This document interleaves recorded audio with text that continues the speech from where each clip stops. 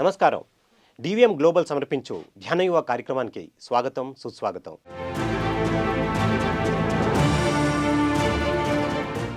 ఈ ప్రోగ్రాం చూస్తున్న ప్రేక్షకులందరికీ 78th ఇండిపెండెన్స్ డే సెలబ్రేషన్కి మరి శుభాకాంక్షలు. మనం ప్రతి ఎపిసోడ్లో యువత గురించి చెప్పుకుంటున్నాం. మరి యువత ఎలాంటి పరుగులు తీస్తుంది, మరి వాళ్ళు ఎలాంటి సాధించాలని అని అనుకుంటున్నారు.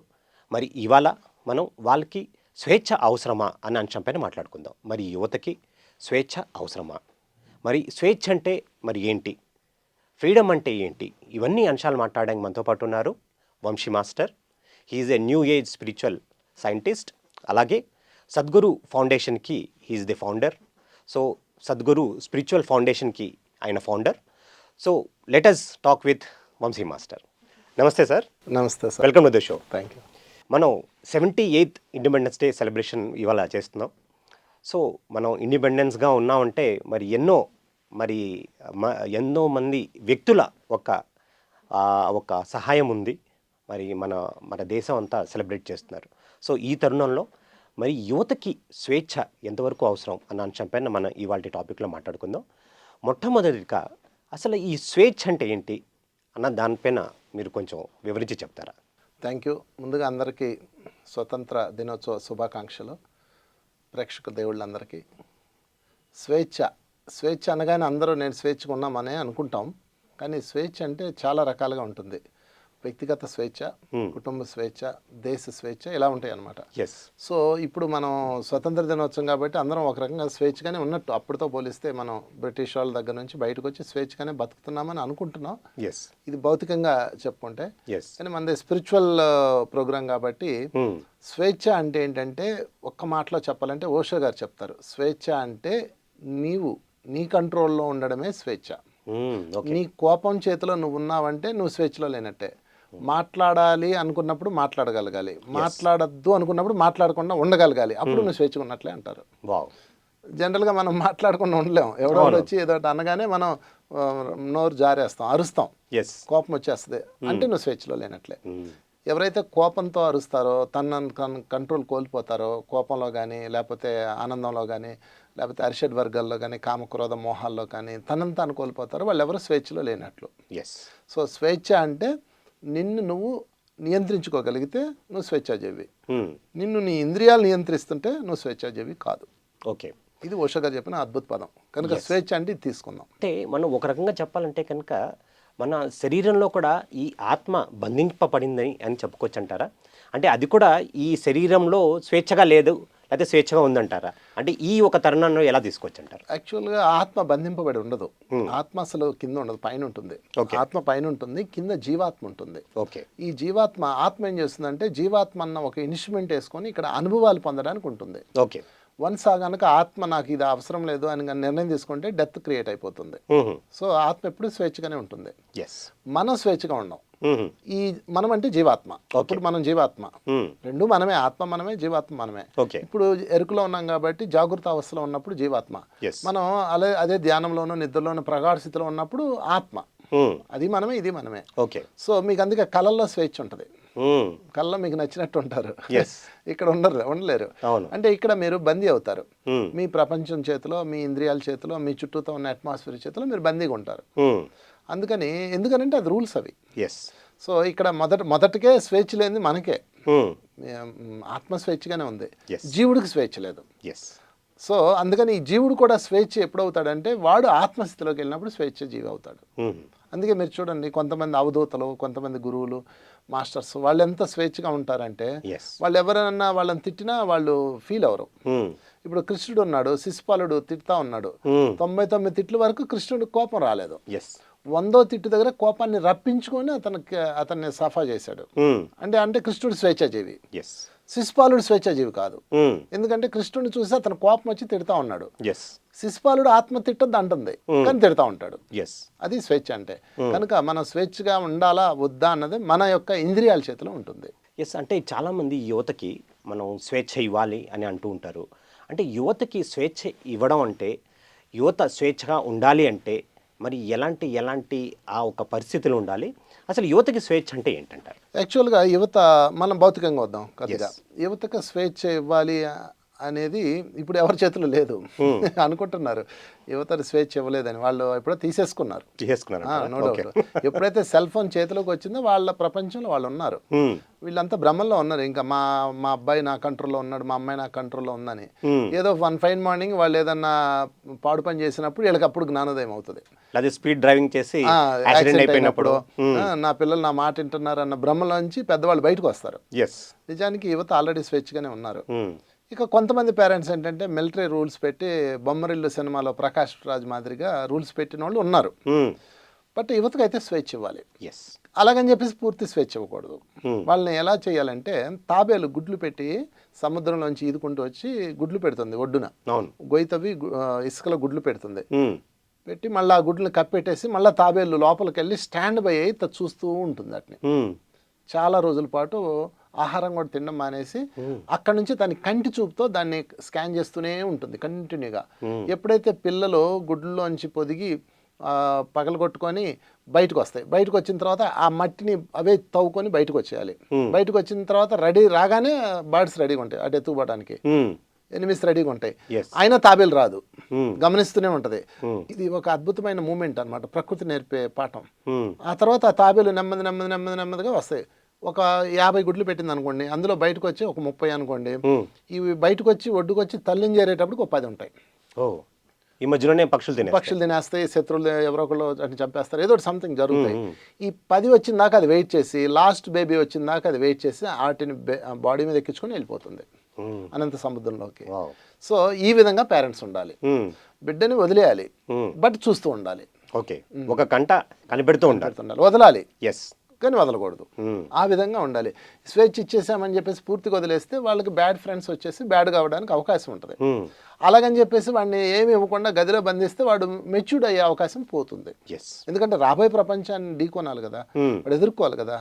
బయట ప్రపంచం చాలా ఫాస్ట్ ఉంది. ఈరోజు మీ పిల్లోడికి ఫోను, టీవీ ఏమి ఇవ్వకుండా పిల్లల్ని పెంచే వాళ్ళు ఉన్నారు ఈ లోకంలో. నేను ఒకళ్ళ ఇంటికి వెళ్ళాను, ఆ పాప కనీసం వాట్సాప్ చేయడం రాదు, ఇంజనీరింగ్ అయిపోయింది. ఎందుకనంటే వాళ్ళమ్మ అసలు ఫోన్ అంటుకోనివ్వదు, టీవీ చూడనివ్వరు. 24 గంటలు ఆ పుస్తకాలు లేకపోతే ఏవో రామాయణ భారత కథలు, ఈ తప్ప అమ్మాయికి ఇంకో ఆప్షన్ లేదు. ఈ నవీన ప్రపంచానికి తను కనెక్ట్ అవ్వలేదు ఇప్పుడు. సో అది ప్రాబ్లం వస్తుంది. అందుకని అన్నిట్లో పిల్లలు ఉండాలి. ఏది తీసుకోవాలి ఏది తీసుకోకూడదో చెప్పగలిగే అవేర్నెస్ పేరెంట్స్కి ఉండాలి. అది మనం పిల్లలకి ఇవ్వాల్సిందే. అంటే చాలామంది ఇప్పుడు సోషల్ మీడియా అన్నది మరి ఈ యువతకి ఈ ఒక ఫ్రీడమ్కి హెల్ప్ చేస్తుందంటారా, లేకపోతే వాళ్ళని పాడు చేస్తుందంటారా? అంటే 2 రకాల కోణాలు ఉన్నాయి. అంటే మీ యొక్క దృష్టికోణంలో మరి ఈ సోషల్ మీడియా అన్నది యువతకి ఏ విధంగా ఈ స్వేచ్ఛకి ఉపయోగిస్తుందో ఉపయోగించట్లేదంటారు? నేనైతే మా అబ్బాయి ఉన్నాడు, వాడు 10th క్లాస్ ఇంటర్మీడియట్కి వచ్చాడు. ఇంటర్మీడియట్ తర్వాత ఫోన్ అడిగాడు. ఎవరైనా 10th ఇంటర్ తర్వాత ఫోన్లు అడుగుతున్నారు పిల్లలు. అసలు ఇప్పుడు 5th క్లాస్ పిల్లలే ఫోన్ ఇవ్వమంటున్నారు. సరే ఫోన్ ఇచ్చాను, నెట్ వేసాను, అన్ని ఓపెన్ చేసి చూపించాను ఆడికి. అందులో ఉన్న మొత్తం టోటల్ బ్లూ ఫిల్మ్ దగ్గర నుంచి టోటల్గా అన్ని మంచి చెడు టెక్నాలజీ అన్నీ చూపించాను. ఈ వీడియోస్ చూపించి ఈ చూడాల్సిన టైం ఇప్పుడు కాదు, ఇది చూసామంటే తర్వాత చూడడానికి ఏముండదు, నీ ఇష్టం అని చాయిస్ ఈజ్ యువర్స్ అని చేతిలో పెట్టాను. నేను అప్పుడప్పుడు చూస్తుంటాను, అది తెలియకుండా, అంటే ఎతుకుతుంటాను. టెక్నాలజీ మనకి వచ్చు కదా, వాడు అవేం పట్టించుకోకుండా అవేం చూడకుండా చక్కగా వాడు యూనివర్స్కి సంబంధించిన వాడి స్టడీస్కి సంబంధించిన టెక్నాలజీకి సంబంధించి చూస్తూ డెవలప్ అవుతున్నాడు. సో అలాగా పిల్లలకి ఇవ్వాలి మనం. బట్ మనం గుప్పిట్లో ఉన్నంత కాలం వాళ్ళకి దాని మీద ఇంట్రెస్ట్ పెరుగుతుంది. ఓపెన్ చేయాలి, ఓపెన్ చేసి నువ్వు ఇంత మించి ఏం లేదు, దీనికి ఒక టైం ఉంది అని చెప్తే నాకు తెలిసి యూత్ తప్పు చేయరండి. నేను చాలా కేసులు చూశాను. ఒక ఎగ్జాంపుల్ చెప్తాను మీకు. చాలా మంది పేరెంట్స్ చేసే పెద్ద తప్పు ఇదే. ఏంటి అంటే పిల్లలకి ఫస్ట్ ఫ్రీడమ్ ఇస్తారు, ఫోన్ ఇస్తారు, వాళ్ళకి కావాల్సిన బండి ఇస్తారు, అన్ని ఇస్తారు, సమస్తం ఇస్తారు. ఆ ప్రపంచం చుట్టూతో ఉన్నప్పుడు వాళ్ళు ఏదో విధంగా లవ్ అనేది తెల్లారలేసి టీవీల్లో న్యూస్ల్లో అన్నిట్లో సెక్స్ లవ్ అంతా ఉంది కదా, సిగరెట్ బీర్ బాటిల్ ఉంది కదా, ప్రతి హీరో చేతిలో బీర్ బాటిల్ ఉంది. మన చిన్నప్పుడు అయితే హీరో చేతిలో బీర్ బాటిల్ ఉండదు. హీరో అంటే నీట్ గా ఉంటాడు, బ్యాడ్ హ్యాబిట్స్ ఉండవు. ఇప్పుడు బెకారాగా అడ్డం వేసుకొని బీర్ బాటిల్ అంటే హీరో. మరి వాళ్ళు ఇన్స్పైర్ అవుతారు అవరా? వాళ్ళు ఒక అమ్మాయి లవ్ చేసింది, మొన్నే చూశాను, ఇంటర్మీడియట్ అమ్మాయి లవ్ లో పడి ఇంటికి వచ్చింది. ఇంట్లో వాళ్ళకి తెలిసింది, అంటే అదేదో పెద్ద నేరం చేసినట్టు దాన్ని పీక పట్టేసుకొని మన ఇంటా వంట ఉన్నాయా అని దాన్ని కొట్టి తిట్టి గందరగోళం చేశారు. నేను చెప్పాను వాళ్ళ అమ్మకి, నువ్వు ఇలా చేయకమ్మా, ఎందుకు చేస్తున్నావు, ఆ పిల్ల ఏడుస్తుంటే చెప్పాను, వాళ్ళు ఇలాంటి పనులు చేయరు, వాళ్ళు స్నేహము ప్రేమ ఉంటారు తప్ప మీరు అనుకున్నట్టు ఉండరు అని చెప్పాను. లేదు పెళ్లి చేసేస్తాం ఇంకా అని చెప్పి మొదలుపెట్టింది. సంబంధాలు కూడా చూస్తున్నారు. నేను చెప్పాను ఆ అమ్మాయికి, నువ్వు చదువుకుంటావా పెళ్లి చేసుకుంటా, నేను చదువుకుంటాను అంది అమ్మాయి. అసలు పిల్లలకి పెళ్లి చేసుకోవాలని ఉండదండి, లేచిపోవాలి పెళ్లి చేసుకోవాలని ఏ పిల్లలకి ఉండదు. నేను నా అనుభవంతో చెప్తున్నా. ఇది వీళ్ళు క్రియేట్ చేసేస్తారు. ఇప్పుడు ఆ పిల్లకి వెంటనే ఏం చేశారు, ఓకే అయిందేది అయిపోయింది, తప్పు అయింది, నో ప్రాబ్లం, నువ్వు వెళ్ళి చదువుకో అని అంటే అబ్బాయిని సంగతి చూద్దాంలే, నువ్వు ముందు చదువు పూర్తి చేయి, ఉద్యోగం పూర్తి చేయి అంటే వాళ్ళ యొక్క లవ్ కరిగిపోద్ది కొన్నాళ్ళకి. అవన్నీ అట్రాక్షన్స్ నుంచి వచ్చిన లవ్లే కదా, మెచ్యూరిటీ వయసు కాదు కదా. ఆ విషయం నాకు తెలుసు. నేను చెప్పాను వాళ్ళ అమ్మకి, మీ అమ్మాయి ఏమి వెళ్ళిపోదు, నువ్వు బెంగ పెట్టుకోకు, పెళ్లి గిల్లి చేయకు, చదువు మీద ఉండని అన్న. ఇంచావలా సంబంధాలు చూశారు. చూస్తే ఈ అమ్మాయి ఏం చేస్తుంది, తనకి వేరే ఆప్షన్ లేదు, ఆ అబ్బాయితో వెళ్ళిపోయింది అమ్మాయి. ఇంకంతే మొత్తం. అమ్మాయిని తీసుకొచ్చారు, మళ్ళీ కొట్టారు, తిట్టారు, వాడిని ఏదో చేశారు. ఆ తర్వాత అమ్మాయి సూసైడ్ చేసుకుంది. అయ్యో, ఇన్ని జరిగిపోయినాయి అన్ని. సో వీటన్నిటి కారణం ఏంటి అంటే పిల్లలకి అంటే తెలివి ఉండదు, మనకు ఉండాలి కదా. చాలా సున్నితంగా డీల్ చేయాలి పిల్లల్ని ఇలాంటి విషయాల్లో. వాళ్ళకి చెప్పాలి, నీకు ఇంకా టైం ఉంది నాన్న, ఫస్ట్ చదువుకొని ఉద్యోగం సంపాదించు. ఎప్పుడైనా పిల్లలకి నో అంటే వాళ్ళు వెంటనే రియాక్ట్ అయిపోతారు. నో అనకూడదు, వాళ్ళ అభిప్రాయానికి రెస్పెక్ట్ ఇవ్వాలి. అలాగే ఓకే అని చెప్తే వాళ్ళు అర్థం చేసుకుంటారు. పిల్లలు అర్థం చేసుకొని వాళ్ళ టార్గెట్ జాబ్ మీద పెడతారు. సో అయితే ఇది టాపిక్ మనం పెద్దవాళ్ళకి చెప్తే బాగుంటుంది, ఇప్పుడు యూత్ కార్యక్రమం కదా. కానీ మన ఈ ఒక ప్రోగ్రామ్ ద్వారా మనం ఈ విశ్వానికి ఈ ఒక టాపిక్ని ఇస్తున్నాం. ఎగ్జాక్ట్లీ. అంటే ఎవరికైతే ఈ అవసరం ఉంటుందో వాళ్ళు ఖచ్చితంగా ఇది ఈ ఒక ఎపిసోడ్ని చూస్తారు. అవును, పేరెంట్సే చూడాలని లేదు, పిల్లలే చూడాలని లేదు కదా. సో ఇక్కడ చాణక్యనీతి లోంచి ఆయన చెప్పిన ఒక శ్లోకం నుంచి మనం ఒక అంశం తీసుకుందాం. ఆయన ఏమన్నా అంటే ఫస్ట్ 5 సంవత్సరాల్లో పిల్లల్ని దేవుళ్ళలాగా చూడాలి అనేసి అన్నారు. 6వ సంవత్సరం నుంచి 12వ సంవత్సరం వరకు వాళ్ళని ఒక బానిసలాగా చూడాలి అనేసి అన్నారు. అంటే బానిసలాగా అంటే వాళ్ళు బోలంత పనులు అప్పచెప్పాలి, వాళ్ళ దగ్గర నుంచి పన్ను తీసుకోవడం నేర్చుకోవాలి, అంటే పని తీసుకోవాలి అనేసి అన్నారు. మళ్ళీ 12 సంవత్సరాలు అంటే 13 సంవత్సరాల నుంచి 18 సంవత్సరాల వరకు ఒక స్నేహితుల్లాగా పేరెంట్స్ వాళ్ళు చూడాలో అనేసి చెప్పారు. ఈ 3 కేటగిరీలో మరి చాణక్యుడు గారు చెప్పిన ఈ ఒక కేటగిరీస్ గురించి కొంచెం వివరించి చెప్తారా? 100% ఇది 100%. ఇప్పుడు ఫస్ట్ స్టార్టింగ్లో 1-2 తీసేద్దాం, ఇప్పుడు అంతా యువతే కాబట్టి దానికి వెళ్దాం. మూడో స్టేజ్కి వచ్చేటప్పటికి వాళ్ళ స్నేహితుల్లా చూడాలి. నేను మా అబ్బాయిని రైలు అడుగుతారే నీకు గర్ల్ ఫ్రెండ్ ఉందంటే వచ్చాక చెప్తాలే డాడీ అంటాడు. అంటే అంత ఫ్రీడమ్ ఇవ్వాలి వాళ్ళకి. మనం యాక్చువల్గా ఎంత ఫ్రీడమ్ ఇచ్చినా చెప్పరు, కొన్న దాస్తారు. వాళ్ళ ప్రైవసీ ఉంటుంది కదా. మనం ఎప్పుడైతే అసలు ఎందుకండి పిల్లలు, తల్లిదండ్రులు ప్రేమించే పిల్లలు ఎందుకు వాళ్ళు సడన్ డెసిషన్స్ తీసుకుంటారు, ఆత్మహత్యలు చేసుకోవటాలు, ఇంట్లోంచి వెళ్ళిపోవటాలు, లేకపోతే ఇలాంటి ఎందుకు చేస్తారు అంటే వాళ్ళు ఒక భయంలో ఉంటారు. లేకపోతే ఎగ్జామ్ ఫెయిల్ అయితే సూసైడ్ చేసుకున్న వాళ్ళు. ఇప్పుడు WHO రిపోర్ట్ ప్రకారం ప్రతి 3 నిమిషాలకి 2 ఆత్మహత్య చేసుకుంటున్నారు. WHO రిపోర్ట్ ప్రకారం. అంటే చూడండి ఎంత పెద్ద సునామీ ఇది. సో ఈ అంతా అందులో 80% టీనేజర్స్. ఎందుకు అంటే ఒకటే కారణం, వాళ్ళందరూ ప్రేమ ఫెయిల్ అయ్యి, లేకపోతే చదువు ఫెయిల్ అయ్యో, లేకపోతే జాబ్ రాకో, లేకపోతే సడన్గా ఏదో జరిగి ఫెయిల్ అయ్యి వాళ్ళందరూ ఎందుకంటే కమ్యూనికేషన్ మిస్ అయింది పేరెంట్స్తో. మీరు అన్నట్లుగానే 3వ దశలో ఉన్న వాళ్ళు ఎక్కువ ఉన్నారు కాబట్టి వాళ్ళతో స్నేహం చేయగలిగితే పేరెంట్స్, స్నేహితుల్లో ఉండగలిగితే అసలు ఈ ప్రాబ్లం ఉండదు. మా నాన్న బాధపడతాడు, లేకపోతే మా నాన్న తిడతాడు అని చెప్పేసి వాళ్ళు ఎప్పుడైతే ఫీల్ అవుతారో ఇంకా అంతే వాళ్ళు అటెంప్ట్ చేసుకుంటారు. ఇప్పుడు మనం పిల్లల్ని నిందిస్తున్నాం, చుట్టూతో ప్రపంచాన్ని ఎవరు పెట్టారు? మీరే కదా. పిల్లలు అలా ఉన్నారంటే మనమే కారణం. ఒక మల్లెతీగ ముళ్ళ కంపున్న అల్లుకుంటుంది, పందిరున్న అల్లుకుంటుంది. ఓకే, అది మన తప్పు కాదు కదా, వాళ్ళ తప్పు కాదు కదా, అది అల్లుకోవడం దాని సహజ లక్షణం.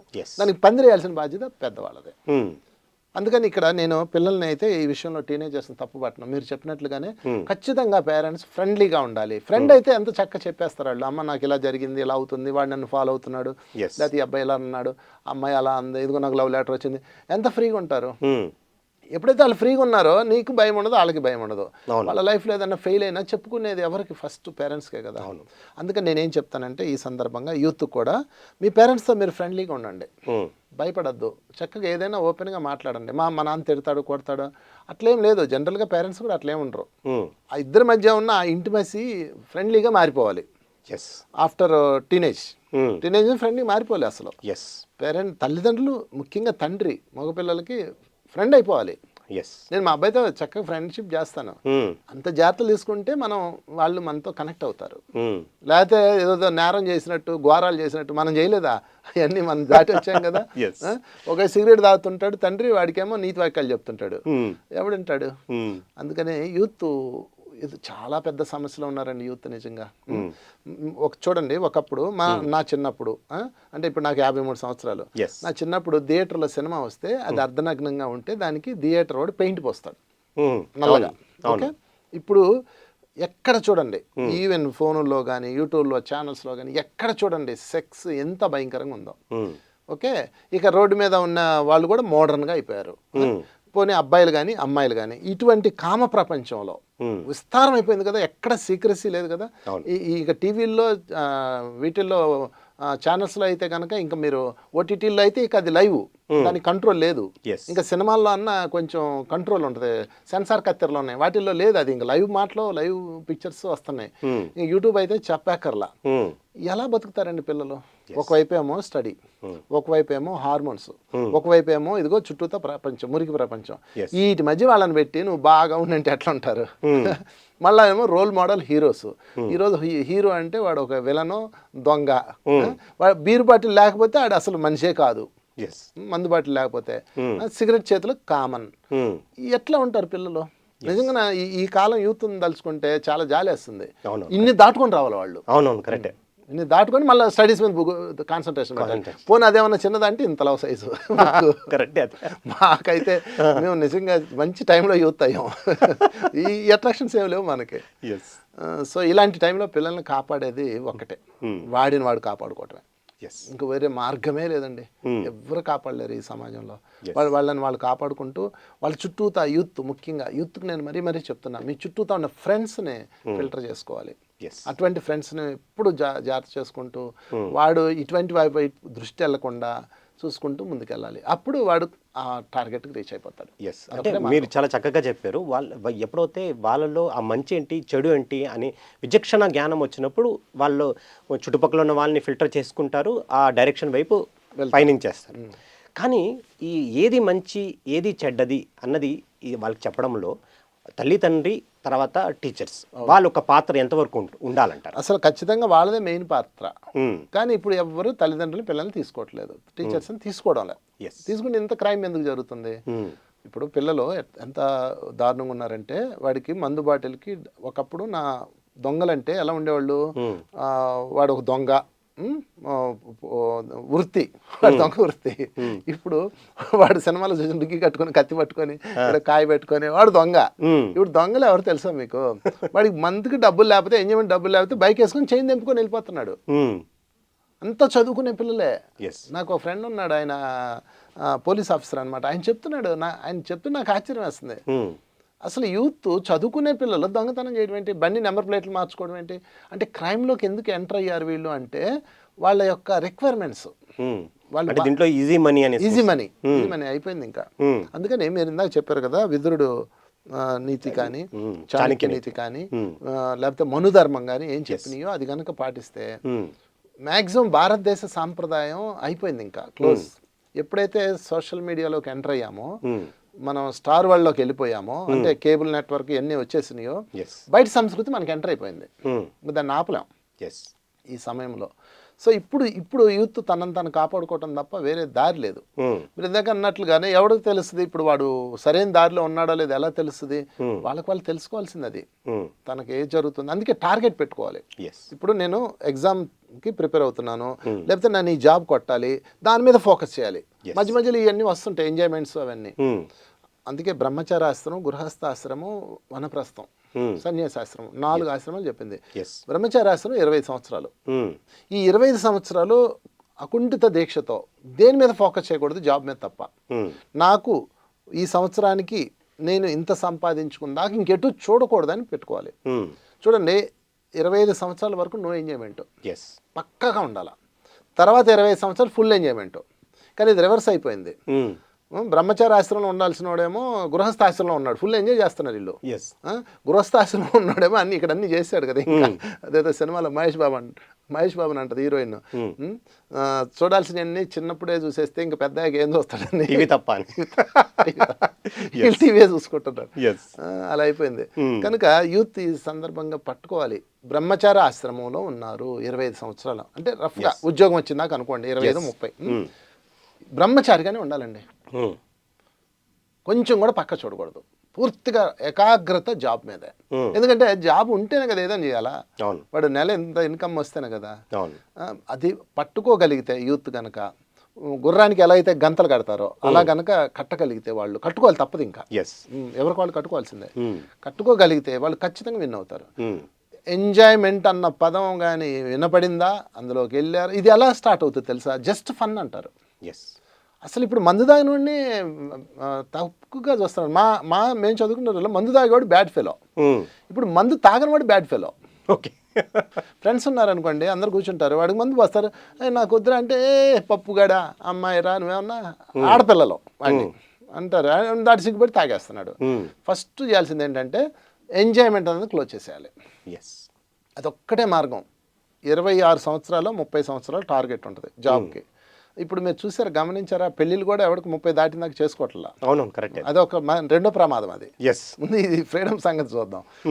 20 సంవత్సరాల వరకు యూత్ ఎంజాయ్మెంట్ అన్న పదం వినపడితే పాము అన్నంత పదం విన్నంత అవేర్నెస్లోకి రావాలి. అప్పుడు వాడు దాటేస్తాడు. జస్ట్ ఫన్ అని వెళ్ళాడా ఇంక మొత్తం అటాష్. అంత స్ట్రిక్ట్గా ఉండాలి. అందుకని బ్రహ్మచారి ఆశ్రమం ఎంత అద్భుతం భారతదేశ సంస్కృతి. 20 సంవత్సరాలు బ్రహ్మచారి అంతే, ఇంకాడు మాట్లాడడానికి వీల్లేదు. ఇప్పుడు 20 సంవత్సరాలు కూడా అన్ని చూసేస్తున్నాడు. ఇంకేముంది చూడండి, తాగుతున్నాడు, తిరుగుతున్నాడు, డేటింగ్కి వెళ్తున్నారు, ఎంజాయ్ చేస్తున్నారు. ఎక్కడ వాళ్ళు నో కాంప్రమైజ్. దాంతో లైఫ్ 20 సంవత్సరాలతో అయిపోతుంది. 50 సంవత్సరాలు ఇంకేముంది ఆడికి. ఇంకా పెళ్లి మీద ఫోకస్ లేదు. ఇంకా బాగా సంపాదించుకున్నా చేద్దామని అంటాడు, ఎందుకంటే 25 లాస్ చేసుకున్నాడు. దాంతో అలా అవుతుంది. కనుక ఇప్పుడు యూత్కి నేను చెప్పగలిగింది ఒకటే, ఎందుకంటే మనం అవన్నీ దాటి వచ్చాం. కరెక్ట్. మేమందరం ఏదో మంచి వాళ్ళమో, మేము చక్కగా చదువుకుని అట్లేం లేదు. అందరూ అన్ని రకాలు చేసిన వాళ్ళే. కానీ నేనైతే మాత్రం, నేనే కాదు, లైఫ్లో ఎవరైతే వెల్ సెటిల్ అయ్యారో వాళ్ళు యువనంలో ఫోకస్ అంతా జాబో బిజినెస్ మీద పెట్టిన వాళ్ళే, ప్రొఫెషన్ మీద పెట్టిన వాళ్ళు. తర్వాత ఉంది ఎంజాయ్మెంట్ అంతా అస్సలైంది అక్కడ ఉంది ఆఫ్టర్ గృహస్థాశ్రమం. బ్రహ్మచారాశ్రమంతో గృహస్థాశ్రమం స్టార్ట్ అవుతుంది. ఇక అసలైన ఎంజాయ్మెంట్ అక్కడ ఉంది. అది యువత అయితే ఫోకస్ చేయాలి. అంటే ఇప్పుడు అమ్మాయిల గురించి మాట్లాడుకుందాం. అంటే ఒక 30 సంవత్సరాల 40 సంవత్సరాల క్రితం అమ్మాయిలకి ఇంట్లోనే ఉండేవారు, ఎక్కువ చదివించేవారు కాదు. కానీ ఇప్పుడు అమ్మాయిలకి బాగా చదివిస్తున్నారు, వాళ్ళు స్వేచ్ఛగా బయటకు వెళ్ళి మరి ఉద్యోగాలు చేస్తున్నారు అని చాలా మటుకు చాలా ఫ్రీడమ్ ఇవ్వడం జరుగుతుంది. వాళ్ళు స్వేచ్ఛాజీవిగా బతుకుతున్నారు. కానీ ఈ స్వేచ్ఛ రావడం ద్వారా మరి వాళ్ళల్లో మరి ఏ రకమైన మార్పులు వస్తున్నాయి? అంటే చాలా ఇన్సిడెంట్స్లు కూడా కొన్ని జరుగుతున్నాయి వాళ్ళపైన, రేప్ అటెంప్ట్స్ కానీ, లేకపోతే రకరకాల అటెంప్ట్స్, ఈవెన్ ఆఫీస్లో వాటిలోనూ కూడా వాళ్ళని వేధించడం కానీ. సో ఇలాంటివన్నీ కూడా మరి వస్తున్నాయి మనం డైలీ చూస్తూ ఉంటాం. సో ఈ స్వేచ్ఛ మరి ఎలా ఉపయోగించుకోవాలంటారు? లేకపోతే ఏ సరైన మార్గంలో వెళ్తే కనుక వీటన్నిటి నుంచి బయటపడి వాళ్ళు ముందుకు వెళ్ళగలుగుతారంటారా?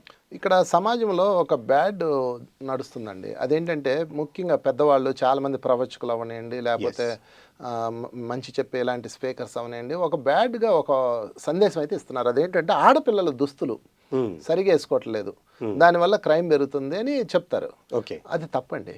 మీరు చెప్పండి, చూడండి, క్రైమ్ జరిగినాయి మొత్తం తీయండి, ఎంతమంది ఆడపిల్లలను వేధించారని తీయండి. అందులో 80% శుభ్రంగా ఉన్న ఆడపిల్లల మీదే జరిగినాయి. ఓకే, అర్ధనగ్నంగా బట్టలు వేసుకున్న వాళ్ళ మీద ఏమి జరగల. సీతాదేవి పరమ సాత్వికురాలు, పక్కా నారచీరలు కట్టింది. మరి ఆమెను ఎత్తుకెళ్ళాడా లేదా రావణాసుడు? కనుక డ్రెస్ని బట్టి ఉండదు, సిచ్యువేషన్ బట్టి ఉంటుంది. గుర్తుపెట్టుకోండి. ముఖ్యంగా ఆడపిల్లలు ఈ విషయం బాగా గుర్తుపెట్టుకోండి. మీ డ్రెస్ మీకు శాపం కాదు, మీ అందం మీకు శాపం కాదు, లేకపోతే మీ ఇతరత్ర మీ శాపం కాదు, మీ యాక్టివిటీస్ మీ శాపం. యాక్టివిటీస్. ఓకే ఓకే, చాలామంది ఇదే తప్పు సమాధానం చెప్తున్నారు అందరికి. ఆడపిల్లలు అలా బట్టలు వేసుకోబట్టే పిల్లలు మగవాళ్ళు ఇలా తయారవుతున్నారు అంటాడు. అది అలా బట్టలు వేసుకుంటే ఈడని పశువు తయారవడానికి? వీడికి ఇంద్రియ నిగ్రహం లేదా? ఆ పశువు అలాగ వెళ్ళి మీద పడతారా? కాదు, అది అసలు కానే కాదు. దీనికి భగవద్గీతలో కృష్ణుడు చాలా చక్కగా చెప్తాడు. మనిషి గుణదాసుడు, గుణము ప్రకృతి జనితాలు. ఓకే, గుణము ప్రకృతి వల్ల జనిస్తుంది, ఆ గుణం వల్ల మనిషి చెడ్డవాడు అవుతాడు. చెడ్డవాడా మంచివాడా అని దేని మీద ఆధారపడి ఉంటుంది? గుణం మీద ఆధారపడి ఉంటుంది. గుణం దేని మీద తయారవుతుంది? ప్రకృతి మీద తయారవుతుంది. ప్రకృతి మీన్స్ అట్మాస్ఫియర్, సిచ్యువేషన్. అంటే ఇప్పుడు మీరు దేని కంట్రోల్ చేయాలి? మనిషిని కంట్రోల్ చేయరు, గుణాన్ని ఆపలేరు, అట్మాస్ఫియర్ని కంట్రోల్ చేయాలి. అలాంటి అట్మాస్ఫియర్ క్రియేట్ చేసుకోకుండా ఉండాలి నువ్వు, అంతే, యు ఆర్ సేఫ్. సో ఈ ఆడపిల్లలు ఏం చేస్తున్నారు, ఎవడు బాయ్ ఫ్రెండ్ ఎంత ఖర్చు పెడితే అంత గొప్ప అనేది ఒకటి క్రియేట్ అయిపోయింది ఇప్పుడు. నా ఫ్రెండ్ నా కోసం వస్తున్నాడే అంటే దీని ఈగో చాలా చల్లారుతుంది. దాని ఫ్రెండ్ దానికోసం వెయిట్ చేస్తున్నాడు, ఫోన్ కొనిచ్చాడు అంటే ఫ్రెండ్స్లో ఒక ఇమేజ్ క్రియేట్ చేస్తుంది. ఈ ఇమేజ్ కోసం వీళ్ళు బుక్ అయిపోతారు. ఆ తర్వాత ఒకసారి ఇది ఎటు వెళ్తుందో కూడా ఎవరికి తెలియదు. అయితే వాడు చావచ్చు, లేదా దీన్ని చంపచ్చు, లేదా ఇద్దరు చావచ్చు, లేదా ఇద్దరు చదువు చెట్టెక్కిపోవచ్చు, ఏదైనా సర్వనాశనం. అందుకని సిచ్యువేషన్ క్రియేట్ చేయకూడదు. ఆడపిల్లలు ముఖ్యంగా ఒక సిచ్యువేషన్ క్రియేషన్కి మీరు వెళ్తున్నారంటే అది ప్రకృతి తయారు చేశారంటే దాని ఫలితాలు చాలా దారుణంగా ఉంటాయి. అది ఇటైనా వెళ్ళొచ్చు. అందుకని మనం ఈ విషయంలో యూత్ని అవేర్పరచాలి. మీరు ముఖ్యంగా గుర్తుపెట్టుకోండి ఆడపిల్లలారా, ఎవరన్నా మీకు ఏదన్నా ఇచ్చారు అంటే దాని వెనక వాళ్ళ ఉద్దేశం వేరే ఉంటుంది. ఉచితంగా ఎవరెవరు కదా. దీని మీద ఒక చిన్న ఎగ్జాంపుల్ కూడా చెప్తా. మహాభారతంలో ఉంది. కృష్ణుడు పంచపాండవుల వరకు వస్తాడు. వీళ్ళెవరు రాజ్యంలో ఉండరు. ఎక్కడికి వెళ్ళారా అని చూస్తే అడవిలో ఉంటారు. అడవిలో ఒక బ్రహ్మాండమైన గెస్ట్ హౌస్లో ఉంటారు. కొండ మీద కట్టి ఉంటుంది. ఏంటి మీరందరూ ఎక్కడ ఉన్నారంటే మా దుర్యోధనుడు గిఫ్ట్కి ఇచ్చాడు అని చెప్తాడు. దుర్యోధనుడు ఎవరు, ఎనిమి కదా. వాళ్ళు ఇప్పుడు అంత అర్జెంటుగా ఇల్లు గిఫ్ట్ ఇవ్వాల్సిన అవసరం ఏంటి? ఊరికే వచ్చిన బహుమానంలో ప్రమాదం పొంచి ఉంటదన్న విషయం మీకు తెలియదా అంటాడు కృష్ణుడు. ఊరికే వచ్చిన బహుమానంలో ఊరికే వచ్చింది అది. నువ్వు ఏదో కష్టపడితే వచ్చింది అది వేరు. ఊరికే వచ్చింది, ఇచ్చిన వాడు ఎవడు ఎనిమి. ఊరికే వచ్చిన బహుమానం సిచ్యువేషన్ లేకుండా వచ్చిన బహుమానం. అవును, సిచ్యువేషన్ కూడా లేదు అక్కడ. అవును, చూస్తే ఆ ఇల్లంతా లక్కతో, అంటే అగ్గిపుల్ల గీస్తే మండిపోద్ది. ఫైర్ ప్రూఫ్ కాదు, ఫైర్ హౌస్. లక్క ఇల్లు అనమాట. మైనంతో లక్కతో నెయ్యి పోసి తయారు చేస్తారు. అంటే వాళ్ళందరినీ కుటుంబం మొత్తం సజీవంగా కాల్చివేయడానికి వేసిపడ్డ ప్లాన్ హౌస్ అది చెప్తాడు కృష్ణుడు. అప్పుడు వాళ్ళు ఏం చేస్తారంటే, అలాగని వాళ్ళని అనుమానించలేరు కాబట్టి మీరు టన్నెల్ తవ్వండి అని ఒక టన్నెల్ తవ్విస్తాడు బయటికి వెళ్ళిపోవడానికి, ఎనీ టైం ఫైర్ అయితే తప్పించుకోవడానికి. అలాగే వాళ్ళు రోజు అంటిస్తారు, వీళ్ళు తప్పించుకొని వెళ్ళిపోతారు. అది జరిగింది. సో యూత్ కూడా అంతే, ఆ బహుమానం ఏ ప్రమాదం సృష్టిస్తాం. అలాగే టార్కమ్ సెరాడియన్ కూడా ఈ ఒక అంశంలో చాలా అద్భుతంగా తన పుస్తకాల్లో ఒకటి చెప్పారనమాట. అంటే ఎవరైనా గిఫ్ట్ కనుక స్త్రీకి ఇస్తే కనుక, దాంట్లో సపోజ్ ఒక బ్రేస్లెట్ ఇచ్చారు, లేకపోతే ఒక వాచ్ గిఫ్ట్ చేశారు, తను ఒక ఎనర్జీస్ కనెక్టెడ్ ఉంటాయని చెప్పాడు అనమాట. అంటే ఆ వాచ్ పెట్టుకున్నప్పుడు ఆ ఎనర్జీస్ ఆమెలో ఎంటర్ అయిపోయి అది ఎలాంటి ఆ ఒక ఆలోచనతో ఇచ్చాడో ఆ ఆలోచనకి ఆమె కనెక్ట్ అయిపోతుంది, పనిచేస్తుంది. ఇప్పుడు ఈ గిఫ్ట్ ఇచ్చిన తర్వాత ఆమె నాకు సొంతం అయిపోవాలి అంటే కనుక ఇంక ఇష్టం లేకపోయినప్పటికీ కూడా వాడి వైపే వెళ్ళిపోతుంది అనమాట. అలాంటి టార్కమ్ సెరాడియన్ చాలా అద్భుతంగా తన పుస్తకంలో చెప్పడం జరిగింది అనమాట. ఇప్పుడు నేనే మీకు ఒక గిఫ్ట్ ఇచ్చాను, ఒక వాచ్ ఇచ్చాను, మీరు పెట్టుకున్నారు. నేను ఏదో ఆశించాను ఈయన ద్వారా నాకు ఇది మంచి జరగాలని. ఇది మీ మీద పనిచేస్తుంటది. అది భౌతికంగా కాదు, అభౌతికంగానే దాని ఎనర్జీస్, అంటే ఎనర్జీ కోణంలో ఆయన చెప్పారు. అదే వేవ్స్, దాని గురించి ఆలోచిస్తానంటారు కదా. కరెక్ట్. ప్రతి మనిషి దగ్గర ఉన్న ఒక వీక్నెస్ ఏంటంటే ప్రియారిటీ. అవతల వాళ్ళకి తనకు ప్రయారిటీ ఇవ్వడం అన్నది చాలా ఇష్టపడతారు. ఆడపిల్ల కాదు, మగపిల్ల కాదు, ఎవరైనా ఒక వ్యక్తి మన మీద ఆ ప్రయారిటీ ఇవ్వడము, వాళ్ళ కేర్ తీసుకోవడం, ముఖ్యంగా కేర్కి. ఆడపిల్ల ఎక్కువ కనెక్ట్ అయ్యేది కేర్కే. కానీ అది ఒరిజినల్ కేరా, పేరెంటింగ్ కేర్ అనేది వాళ్ళు చూసుకోవాలి. పేరెంటింగ్ కేర్ అయితే వాళ్ళు లైఫ్ ఇస్తుంది. ఈ డూప్లికేట్ కేర్ ఏంటంటే వాళ్ళని నాశనం చేస్తుంది. ఇది యూత్ పట్టుకోవాలి, అది యూత్ పని. వాళ్ళకి వాళ్ళు తెలుసుకోవాలి, ఇది ఇంటెలిజెన్స్తో చేయాలి. చాలా అద్భుతమైన పాయింట్ చెప్పారు మీరు టార్కమ్ గారు. ఇప్పుడు ఇంకొక ముఖ్యమైన అంశం ఏంటంటే కనుక ఈ కో ఎడ్యుకేషన్ అన్నది వాళ్ళకి అంటే ఈ స్వేచ్ఛలో వాళ్ళకి మంచి వైపు తీసుకెళ్తుందంటారా, అదే చెడు వైపు తీసుకెళ్తుందంటారా? అంటే చాలామంది పేరెంట్స్ ఏమంటారంటే వీళ్ళు కనుక ఒక అమ్మాయి చదివితే కనుక వీళ్ళు చెడిపోతున్నారని సెపరేట్గా బాయ్స్ కాలేజీలో వేసేయడం కానీ, లేకపోతే గర్ల్స్ కాలేజీలో వేసేయడం కానీ ఇలా జరుగుతుంది అనమాట. సో అంచేత మరి ఈ కో ఎడ్యుకేషన్ అన్నది మరి యువతకి సరైన మార్గంలో తీసుకెళ్తుందంటారా, లేకపోతే విపరీతమైన డైరెక్షన్లో తీసుకెళ్తుందంటారా? ఇప్పుడు ఎక్కువ క్రైమ్ జరిగేది కో ఎడ్యుకేషన్లోనా, లేకపోతే దాన్ని ఏమంటారు నాన్ కో ఎడ్యుకేషన్లోనా? సర్వేలు తీయండి. అసలు కో ఎడ్యుకేషన్ దీనికి సంబంధమే లేదు. ఇంకొక రకంగా చెప్పాలంటే కో ఎడ్యుకేషన్లో అంతగా వాళ్ళు క్రైమ్ చేయరు. అంతగా తప్పులు చేయరు, ఎస్ ఎందుకంటే ఓపెన్ కదా అక్కడ. ఇంకా పైగా ఉత్సాహంగా చదువుతారు, ఎస్ ఎందుకంటే కాలేజీలో ఆడపిల్లలు ఉంటారు, టీచర్ తిడితే అవమానము. మీరు గమనించండి, ఉమెన్స్ కాలేజీలో ఉన్న ఆడపిల్లలు, బాయ్స్ కాలేజీలో ఉన్న మగ పిల్లలు, లేకపోతే కో ఎడ్యుకేషన్లో ఉన్న పిల్లలు అందరిని గమనించండి, ఎవరు ఉత్సాహంతో ఉరకలేస్తూ ఎవరు సహజత్వంలో ఉంటారు అంటే కో ఎడ్యుకేషన్లో ఉన్న వాళ్ళే సహజంగా ఉంటారు. ఎస్ రెండోది, ఈ కో ఎడ్యుకేషన్లో ఉన్న వాళ్ళు పక్క పక్కనే కూర్చుంటారు కాబట్టి పోటీ తత్వం ఉంటుంది. రెండోది, అన్నిటికన్నా ముఖ్యమైనది, వాడు ఈ కో ఎడ్యుకేషన్లో పిల్లని స్కూల్లో టీచరు వాడి బాధ్యత వాడు పెద్ద ఫీల్ అవడు. ఇప్పుడు మామూలుగా బాయ్స్ హాస్టల్లో బాయ్స్ స్కూల్లో ఉన్న అబ్బాయిని వాళ్ళ టీచర్ బాధ్యత వాడు పట్టించుకోడు. అదే కో ఎడ్యుకేషన్లో ఉంటే వాడు ఫీల్ అవుతాడు, ఆడపిల్లల ముందు టీచర్ కొడతాడని చదువుతాడు వాడు. పోటీతత్వం బాగా ఉంటుంది. అది నన్ను అడిగితే కో ఎడ్యుకేషన్ ఉత్తమం. అందుకని ఆడపిల్లలు మగపిల్లల స్నేహం చాలా విలువైనది. అది విలువలతో ఉండేలా మనం చూడాలి, విలువలతో ఉండేలాగా. ఇప్పుడు ఆడపిల్లలు ఉన్నారు, మగపిల్లలతో రోడ్డు మీద తిరిగే బదులు మన ఇంటికి వచ్చి కూర్చోండి అనండి. నీ బాయ్ ఫ్రెండ్ ఉన్నాడు, ఆ ఇంటికే రండి, ఆయన మన ఇంట్లో కూర్చోండి. ఎక్కడో పార్కులో ఉండవింది చండాలంగా, పార్కులో ఎవడో ఒకడు తిడతాడు, పోలీసులు అరుస్తారు, ఎవడో ఫోటోలు తీస్తాడు, లేకపోతే ఇంకోటి ఎవడో వచ్చి తాళి కట్టెత్తాడు. చూసారు కదా, పార్కులో అబ్బాయి అమ్మాయి కనబడి తాళి కట్టెత్తారు. వీళ్ళ పని అది, ఇంకా అసహ్యకరమైన పనులు ఇవన్నీ. ఇంటికి రండి అమ్మా అని చక్కగా చెప్పి వాళ్ళ ఇంటికి వచ్చి ఒక స్నేహితుల యొక్క అట్మాస్ఫియర్ ఉంటే వాళ్ళు ఎంత ఉన్నతంగా ఉంటారండి. అలాంటి ఉన్నత కుటుంబాలు ఉన్నాయి, నాకు తెలిసినవి ఉన్నాయి. అందుకని యూత్ అసలు ఏది మొయ్యి కూడా అంతా ఓపెన్గా ఉండండి. ఒకటి రూల్ పెట్టుకోవాలి, ఇప్పుడు కాదు ముందున్నది అద్భుతమైన జీవితం, ఆఫ్టర్ మ్యారేజ్ లేదా ఆఫ్టర్ సెటిల్డ్ 25-30 సంవత్సరాల తర్వాత నేను ఈ లైఫ్ని పిచ్చిగా ఎంజాయ్ చేస్తాను, అప్పుడు వరకు నేను నా యొక్క ఏకాగ్రత జాబ్ మీదే పెడతాను, నా యొక్క టార్గెట్ మీదే పెడతాను అని కనుక ఉన్నారనుకోండి, మొత్తం ఇవన్నీ దాటేస్తారు. లేకపోతే మనం మగ పిల్లకాయలకి హాస్టల్లో పెడితే ఇక్కడ ఇంకో దరిద్రం ఉంది, పోనీ ఆడపిల్లకి హాస్టల్లో పెడితే అక్కడో దరిద్రం ఉంది. ఆడపిల్లల హాస్టల్లో ఉన్న వాళ్ళు అందరూ రాత్రులు గోడ దూకి సినిమాలకి వెళ్ళి బాయ్ ఫ్రెండ్స్ తిరిగి వచ్చిన వాళ్ళు ఎంతమంది లేరు. కనుక అది కాదు కారణం. పిల్లలకి మనం ఇచ్చే ఆ పేరెంటింగ్ నాలెడ్జ్, పేరెంటింగ్ లవ్నెస్, స్నేహం అన్నదే వాళ్ళని కాపాడుద్ది. నేను బంధించలేరు ఎవరు. మళ్ళీ ఇంకొక దృష్టికోణంలో చూస్తే కనుక, అంటే ఇప్పుడు ఒక ఫ్యామిలీలో ఇద్దరు అబ్బాయిలు ఉంటారు, అంటే బ్రదర్స్ ఉంటారు, లేకపోతే సిస్టర్స్ ఉంటారు. ఈ బ్రదర్స్ ఉన్న వాళ్ళకేమో అమ్మాయిలు ఎలా ఉంటారో వాళ్ళ ఒక ఆలోచన ఎలా ఉంటుందో వీళ్ళకి తెలియదు. ఆ సిస్టర్స్గా ఉన్న వాళ్ళకి వీళ్ళు అసలు అబ్బాయిలు ఎలా ఉంటారో వాళ్ళకి తెలియదు. సో స్కూల్లో కనుక కో ఎడ్యుకేషన్ ఉంటే కనుక అసలు అవతల పక్కవాడు ఎలా ఉంటాడు, అంటే అమ్మాయి ఉంటే కనుక అబ్బాయి ఎలా ఉంటాడో అది తెలుసుకుంటుంది, అబ్బాయి ఉంటే కనుక అమ్మాయి ఎలా ఉంటుందో అన్న తెలుసుకుంటుంది. అది అయిన తర్వాత మళ్ళీ రేపు పొద్దున్న మళ్ళీ మ్యారేజ్లో వెళ్ళినప్పుడు వాళ్ళ భార్య గురించి లేకపోతే భర్త గురించి తెలుసుకుంటారు.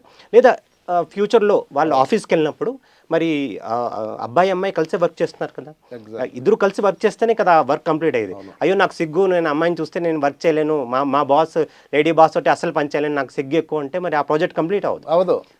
సో అంచేత ఈ ఒక కోణంలో కూడా వాళ్ళు ఈ కో ఎడ్యుకేషన్ అన్నది మనందరూ ప్రమోట్ చేయాలని అని మీరు చాలా చక్కగా చెప్పారు.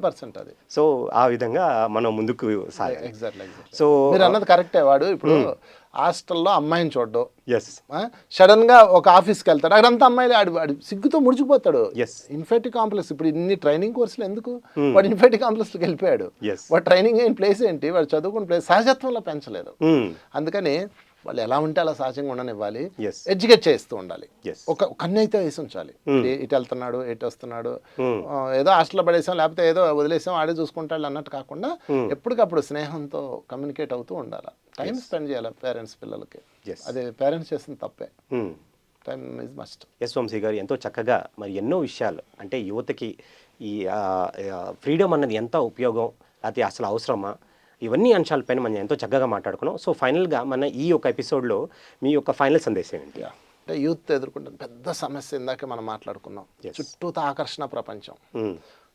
గమ్యం ఏమో చాలా పెద్దది, చదువు కానీ లేకపోతే జాబ్ కానీ చాలా పెద్ద గమ్యం. నిజంగా పాపం అందరూ మంచి గమ్యం పెట్టుకుంటారు మంచిగా అవ్వాలని, కానీ 80% దారిలో రాలిపోతూ ఉంటారు. బ్యాడ్ హ్యాబిట్స్ వైపు, ఫ్రెండ్స్ వైపు, ఇంకేదో ఒక జాబ్లో సెటిల్ అవుతూ కుటుంబ పోషణ వైపు వెళ్ళిపోతుంటారు.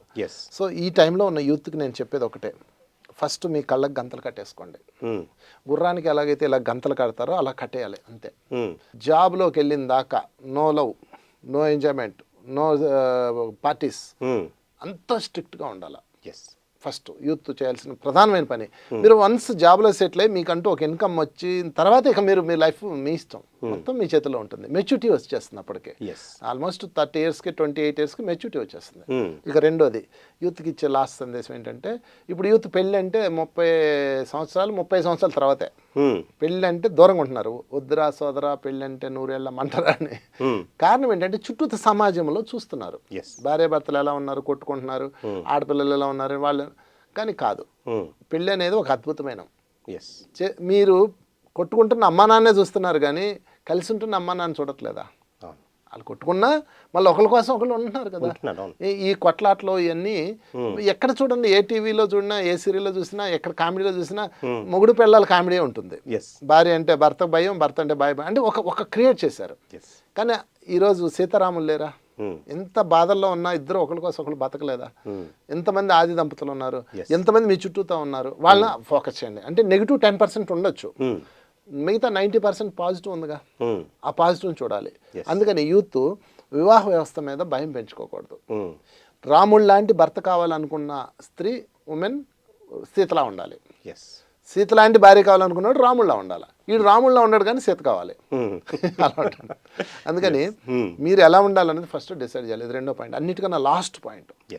ఎప్పుడైనా సరే ఆత్మహత్య చేసుకోవాలి అనిపించినప్పుడు, ప్రతి మనిషికి తన జీవితంలో 4 సార్లు అనిపిస్తుంది చస్తే బాగుండని, ప్రతి వ్యక్తికి యాజ్ ఏ సైకలాజికల్గా. అప్పుడు ఏం చేయాలి అంటే, ఇవాళ కాదు రేపు చావాలి, రేపు చనిపోదాం అనుకోవాలి. ఇవాళ కాదు రేపు. నా లైఫ్ ఎగ్జాంపుల్ చెప్తా మీకు. నేను చదువుకునే రోజుల్లో ఒక అమ్మాయిని లవ్ చేశాను. తర్వాత అది ఫెయిల్ అయిపోయింది. ఫెయిల్ అయిపోతే చాలా డిప్రెషన్లోకి వెళ్ళిపోయా. చచ్చిపోదాం అనుకున్నా, అంత డిప్రెషన్లోకి వెళ్ళిపోయాను అనమాట. అప్పుడు ఏం జరిగిందంటే, మా గురుగారు ఒక మాట చెప్పాడు, నువ్వు ఎప్పుడన్నా చద్దాం అనుకున్నప్పుడు ఒకరోజు ఆగి చచ్చిపో అన్నాడు. చావద్దనలా, ఒకరోజు ఆగు, ఆ తర్వాత చచ్చిపో అన్నాడు. సరే అని చెప్పేసి నేను రేపు చూద్దాంలే, ఇవాళ అంతా ఫుల్ ఎంజాయ్ చేద్దాం అనుకున్నా. రెండో రోజు నా విచక్షణ పనిచేయడం ప్రారంభమైంది. దీనికోసం నేనెందుకు చావాలి, ఇప్పుడు నేను చచ్చాను అనుకో, 2-4 రోజులు అయ్యో పాపం పోయాడా అనుకుంటుంది, తర్వాత మళ్ళీ మామూలే అనుకొని నేను మొత్తం మీద దాన్ని దాటాను. అది దాటడానికి కొంచెం టైం పడుతుంది. అంటే ఆ తర్వాత అలా అయిపోయింది. మళ్ళీ నా లైఫ్లో నాకు నచ్చిన అమ్మాయి వచ్చింది, అమ్మాయిని ఇష్టపడ్డాను, పెళ్లి చేసుకున్నాను, లవ్ చేసి పెళ్లి చేసుకుని హ్యాపీగా ఉంది లైఫ్. ఇలా 8 ఏళ్ళు గడిచిపోయింది. రియల్ స్టోరీ, నా రియల్ స్టోరీ లైవ్లో చెప్తున్నా మీకు. 8 సంవత్సరాలు 9 సంవత్సరాలు అయిపోయిన తర్వాత నేను ఒకరోజు అదే బస్ స్టాప్లో నుంచున్నా. ఒక అమ్మాయి బస్సులోంచి దిగుతూ నన్ను, ఏ వంశీ బాగున్నావా అంది. ఇంతలో సిలిండర్లా ఉంది, డామ్ డామ్ అని దిగుతుంది. ఎవరు నన్ను అడుగుతుంది, నా పేరు పిలుస్తుంది, అందరూ ఏకవచనం అరే వంశీ అంటుంది. ఎవరా అని ఎలా చూస్తున్నా, అప్పుడు గుర్తొచ్చింది ఆమె నా మాజీ లవ్. 8 years బ్యాక్ వచ్చింది, 8 years తర్వాత, 8-9 years తర్వాత వచ్చింది, పలకరించింది. వాళ్ళ ఆయన కూడా వచ్చాడు, ఇదిగో ఈడే నా లవరు, నా కోసం ఈ బస్ స్టాప్ లో నుంచున్నాడు అని సరదాగా చెప్పింది. అప్పుడంటే మనకి చాలా ఈజీగా ఉంటుంది కదా, మొత్తం మీద నవ్వుకున్నాం, వెళ్ళిపోయింది. అమ్మాయి వెళ్ళిపోయిన తర్వాత నేను బస్ స్టాప్ లో స్తంభానికి జారబడి ఒక మాట మనసులో అనుకున్నా. ఏమనుకున్నాను తెలుసా, దీనికోసమా చేద్దాం అనుకున్నాను, ఇంకా నయం చచ్చాను కాదా, ఈ అమ్మాయి కోసం చద్దాం అనుకున్నా. 8 సంవత్సరాల క్రితం ఈ అమ్మాయి కోసం చద్దాం అనుకున్నా నేను. ఆఫ్టర్ 8 years ఏమి కోసం చద్దాం అనుకున్నాను, వాట్ ఏ ఫూలిష్ అని అనుకున్నా. ఇక్కడున్న వంశీకి మధ్యలో ఏముంది, కాలం ఉంది. కాలం, అందుకే కాలం నీ నేస్తం ముస్తఫా అంటాడు ఒక కవి, సినీ కవి. కాలం నీ నేస్తం, టైమ్ ఈస్ యువర్ ఫ్రెండ్. అందుకని ఇక్కడ నుంచి ఇక్కడికి వచ్చేతలకి మనలో ఎంత మార్పు వచ్చేస్తుందంటే, అక్కడి నుంచి అక్కడ దాకా వెళ్ళాలి ఫస్ట్.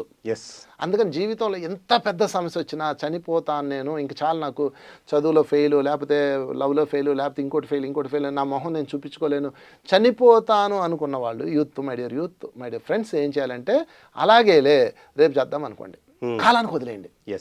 కాలం అద్భుతమైంది, అది ఏ గాయాన్నైనా మార్చేస్తాయి. అప్పుడు ఉన్న నేను వంశీ, ఇప్పుడు ఉన్న నేను వంశీ, ఎక్కడ మార్పు వచ్చింది అంటే కాలం. సో అందుకని యూత్కి నేను చెప్పేది ఇది ఒకటే. సో జీవితంలో ఫస్ట్ లైఫ్ టార్గెట్ ఫోకస్ చేయాలి. రెండోదేమో మీ చుట్టూతో జరుగుతున్నవి మీరు తీసుకోకండి, ఎవరి డిజైన్ ప్రకారం వాళ్ళు ఉంటారు. మూడోది కాలానికి వదిలేయాలి. అన్నిటికన్నా ముఖ్యంగా నాలుగోది ధర్మంలో ఉండాలి. ఆ ధర్మం ఎప్పటికీ కాపాడుతుంది.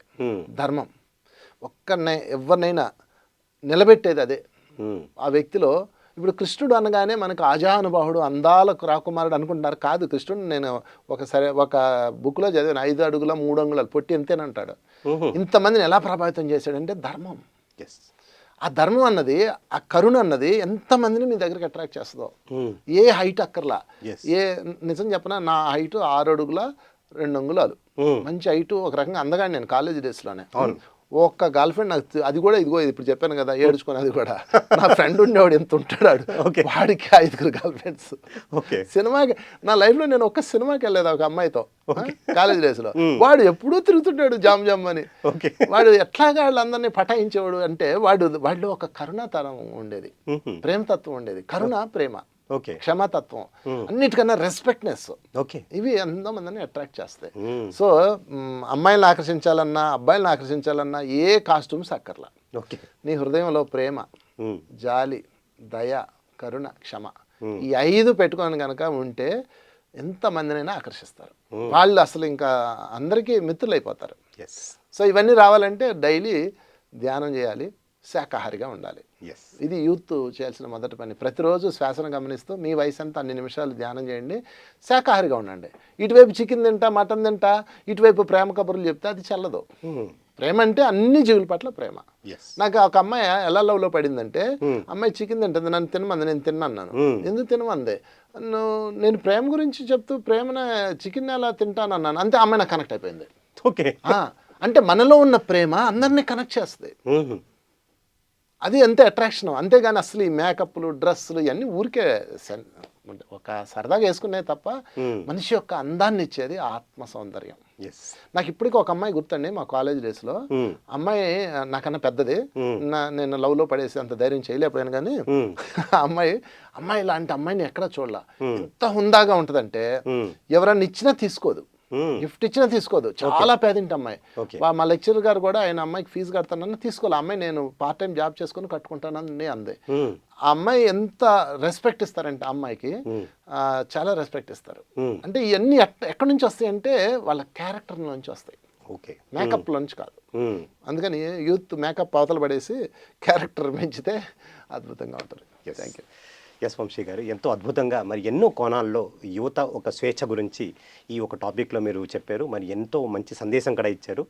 అందరూ ప్రతి ఒక్కరు తన క్యారెక్టర్ మీద ధ్యాస పెట్టాలి అని చెప్పారు. అలాగే ప్రతి యువత కూడా ధ్యానం చేయాలి, శాకాహారులుగా మారాలని ఈ 3 అద్భుతమైన పాయింట్స్ మీరు హైలైట్ చేసి చెప్పడం జరిగింది. మరి ఇంత జ్ఞానం ఇచ్చినందుకు మీకు ఎంతో కృతజ్ఞతలు.